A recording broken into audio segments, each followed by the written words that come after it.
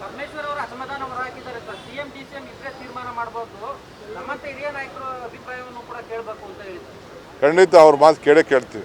Sir, Valmiki ಅಭಿವೃದ್ಧಿ ನಿಗಮದ ಅಧಿಕಾರಿಯೊಬ್ಬರು ಆತ್ಮಹತ್ಯೆ ಮಾಡ್ಕೊಂಡಿದ್ರು ಸರ್. ಬೇರೆ ಬೇರೆ ಆರೋಪಗಳು, ಅಂದ್ರೆ ಸಚಿವರ ಪಾತ್ರ ಇತ್ತು, ಹಣ ವರ್ಗಾವಣೆ ಆಗಿತ್ತು ಅಂತೆಲ್ಲ 182 ಕೋಟಿ ಹಣ ವರ್ಗಾವಣೆ ಆಗಿದೆ.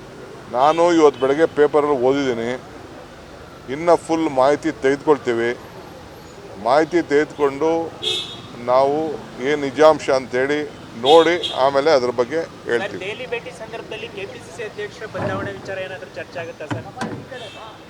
ನಿಮ್ಮ ಹತ್ರ ಏನೋ ಇರ್ಬೋದು ಮಾಹಿತಿ ನೋಡಿ. ಪರಮೇಶ್ವರ್ ಅವರು ಅಸಮಾಧಾನ ಹೊರಹಾಕಿದ್ದಾರೆ ಸರ್. ಸಿಎಂ ಡಿಸಿಎಂ ಇಬ್ಬರೇ ತೀರ್ಮಾನ ಮಾಡಬಹುದು, ನಮ್ಮಂತ ಹಿರಿಯ ನಾಯಕರ ಅಭಿಪ್ರಾಯವನ್ನು ಕೂಡ ಕೇಳಬೇಕು ಅಂತ ಹೇಳಿದ್ರು. ಖಂಡಿತ ಅವ್ರ ಮಾತು ಕೇಳ್ತೀವಿ.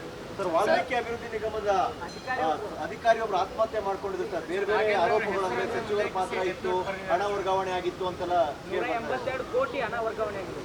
ನಾನು ಇವತ್ತು ಬೆಳಗ್ಗೆ ಪೇಪರಲ್ಲಿ ಓದಿದ್ದೀನಿ. ಇನ್ನು ಫುಲ್ ಮಾಹಿತಿ ತೆಗೆದುಕೊಳ್ತೀವಿ.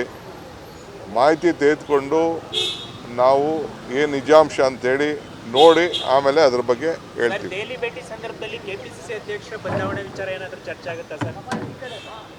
ನಿಮ್ಮ ಹತ್ರ ಏನೋ ಇರ್ಬೋದು ಮಾಹಿತಿ ನೋಡಿ.